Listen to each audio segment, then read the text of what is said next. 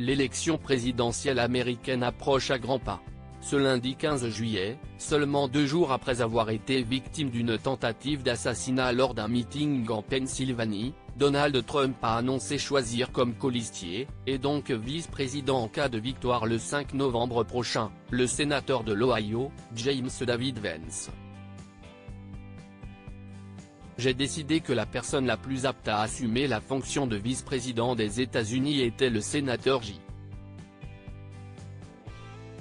Vance, du grand État de l'Ohio, a fait savoir le père de Baron Trump sur son réseau social, Truth Social. Âgé de 39 ans, l'homme politique est connu de l'autre côté de l'Atlantique pour avoir été militaire et auteur à succès. Aujourd'hui, il soutient les idées politiques de l'ancien président des États-Unis. Du côté de sa vie privée, J.D. Vance est marié depuis 10 ans à l'avocate en droit des affaires, Usha Vance, qu'il a rencontré un an auparavant sur les bancs de Yale, rapporte le New York Times. Un soutien de taille dans le parcours professionnel du politicien.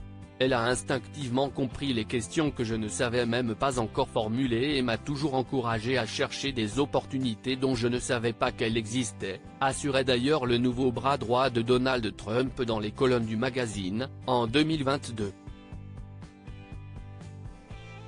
Ensemble, le couple donne naissance à 3 enfants, Ewan, 6 ans, Vivek, 4 ans, et Mirabel, 2 ans.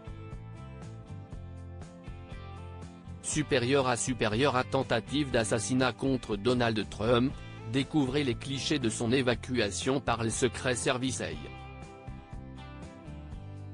J.D. Vance, un admirateur de Donald Trump depuis peu? Si aujourd'hui J.D. Vance soutient à 100% les idées politiques de Donald Trump, autrefois, il n'hésitait pas à le critiquer.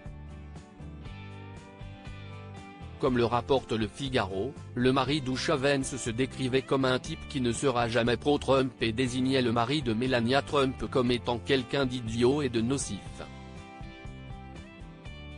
Le sénateur de l'Ohio était même allé plus loin en comparant l'ancien président des États-Unis à l'Hitler de l'Amérique. Des propos que J.D. Vance semble avoir aujourd'hui effacés de sa mémoire. Crédit photo, Zuma Presse Best Image.